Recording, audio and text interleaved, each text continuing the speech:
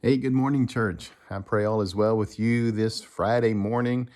And I hope that you're staying warm and safe with all the snow and the cold that is out. Um, hey, we're going to be reading Proverbs chapter 25 today. And as you begin this kind of section of Proverbs, we're going to be reading some Proverbs of Solomon that Hezekiah the king kind of had collected. And so that's what this collection is. Now, a lot of this is about leadership, and you can take some leadership principles out of what is written here. Now, I'm going to start in verse number 13. And so, if everyone will turn to verse number 13, and I think you'll enjoy starting with Proverbs 25, verse number 13, because it says this: like the cold of snow in the time of harvest. Yep, I think you can know why I picked that verse to start with. The cold of snow in the time of harvest is a faithful messenger to those who send him, for he refreshes the soul of his master.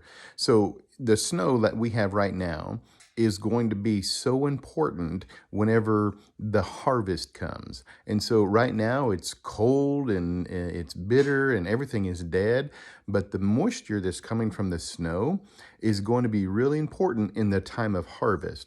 Well, that's what it's saying here about someone who is a faithful employee, somebody who works hard, who gets the job done.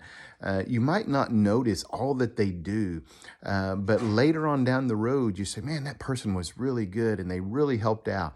And that's what verse number 13 says. It says that faithful employee, that one that works hard and does the work, said it's a refreshment to the master. Verse number 14.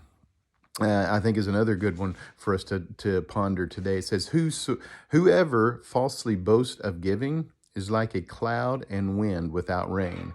Yeah, you can boast about your giving and that you've done this and done that. And if you actually haven't lived up to what you're saying, it says it's like a cloud and wind without rain. Does no good.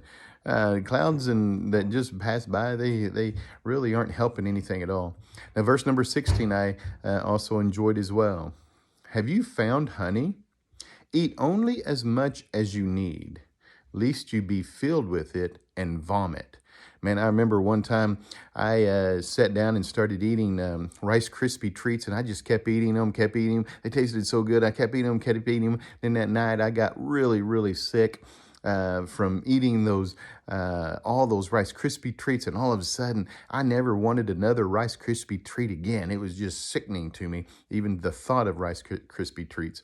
And that's what this is saying. Hey, if you found something good and sweet, hey, make sure that you don't overindulge yourself. But this is a leadership principle, and it can do with work, it can do with money, it can deal with relationships. So make sure that you just take that in consideration.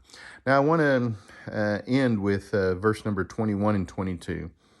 And some of y'all will remember part of this text as we memorized it some time back, but it says this: if your enemy is hungry, give him bread to eat. If he is thirsty, give him water to drink. For so you will heap coals of fire on his head. And then it says this: and the Lord will reward you. The Lord will reward you. That reminds me of what Brother Bob Billingsley told us in his video. And I think he went back to Proverbs chapter 19 and even talked about verse number 17 that says, he who has pity on the poor lends to the Lord, and he will pay back what you have given. And so here we're reminded of that same principle, that give to people who are your enemies, who are in need. Give them, if they're hungry, give them something to eat, even if they're your enemy. If they're thirsty, even if they're your enemy, give to them, and the Lord will repay you. Hey, anyway, I hope you enjoy the study of Proverbs chapter 25. We've not made a decision about service on Sunday yet, but we will get the word out once we make the decision. But you stay warm and safe, and may God bless.